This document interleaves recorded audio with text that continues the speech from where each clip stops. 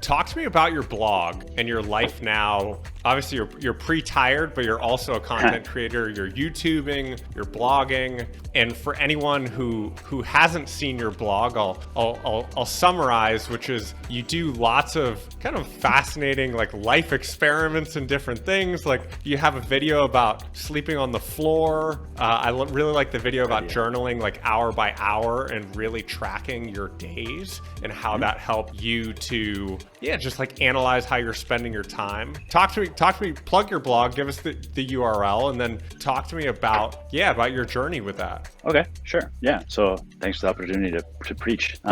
Currently called the Unconventional Route. I say currently because I'm thinking of renaming it, because unconventional can have a negative connotation, especially if you're not familiar with it, right? Like if you think, like if you're looking for an answer to a question, like what's the best way to get a good night's sleep, and you see something called the Unconventional Route, you're like, man, I want the best way, not the most unconventional way, right? If I was someone on the name, like I truly believe that sleeping on the floor, not purely on the floor, but with like Japanese style with a mat is a great option for a lot of people that maybe they'll embrace if they're not put off by this idea of being unconventional, right? So yeah, the idea of the blog, I mean, it started off when we moved to Medellin and we were just traveling, started off as a travel blog, and we just doing all sorts of cool stuff. And I felt that I wanted to share that with other people, because everyone just does the same typical top 10, whatever, same BS everywhere, big lines, overcrowding, tourism. And I had owned a hostel, so I had some experience in the tourism industry and knew that it was put a thumb on the fire hose of tourism and spread the wealth. And so we did lots of cool stuff, wrote about it, hence the name, the Unconventional Route. And then it did pretty well. Like people really enjoyed it. People got cool ideas, and it felt really rewarding to help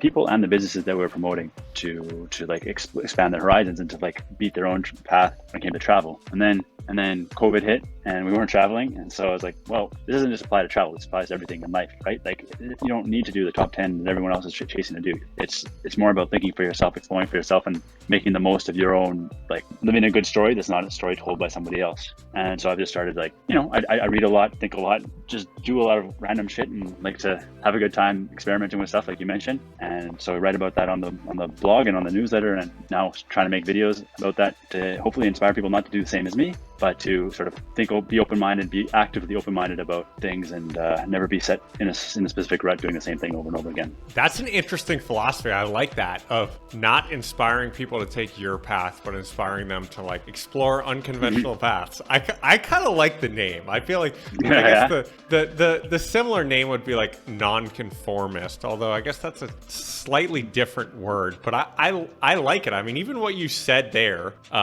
you've taken your own path. You're trying to get people to find and take their own path. I mean, I kind of like the name. All right. Yeah. Well, I mean, yeah. People say that. I don't know, man. That's part of the thing.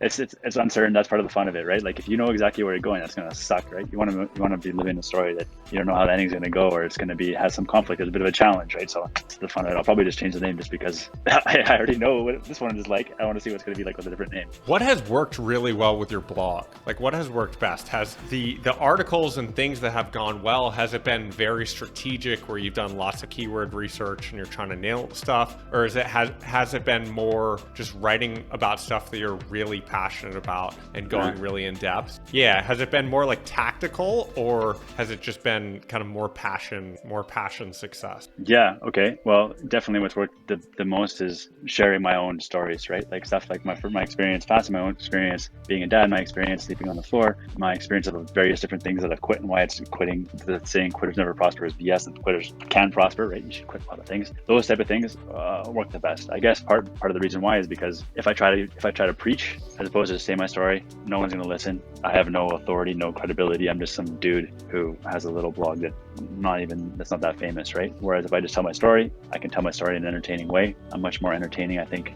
writing than speaking, and it resonates with people, and somehow Google sometimes picks it up and puts it high up in their rankings and blesses me with readers that I can then slice of to make some money to pay for my place in my life. Yeah.